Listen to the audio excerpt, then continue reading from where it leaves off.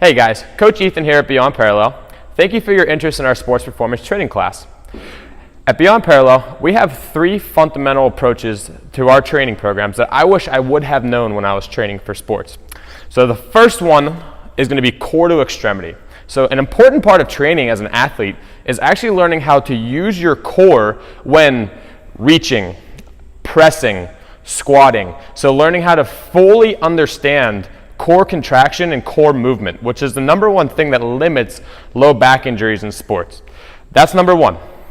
Number 2, functional movements. I wish I would have known what this meant back in the day. I never used full range of motion, and I would actually like to say that had I known what full range of motion was back in the day, I wouldn't be paying for what I did back then now. So actually incorporating full range of motion allows you to use what your body is fully capable of, which many of sports nowadays demand in the first place. So full range of motion and functional movements are things that we actually use on a daily basis. So when you're applying to a bench press, a squat, a press, we try to simulate ranges of motions that you actually see in sports and day-to-day life.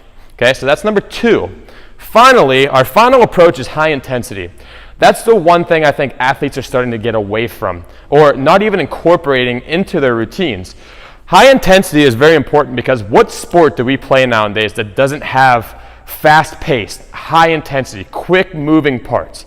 Almost all sports incorporate that. So actually incorporating high-intensity training into your training program is going to allow you to better prepare for being on the court, the field, the baseball field, whatever sport you're preparing for. High intensity is that important third element that a lot of people miss out on.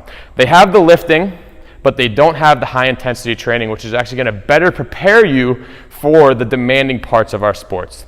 So I hope you enjoyed these 3 tips, and hopefully we'll be seeing you here at Beyond Parallel soon.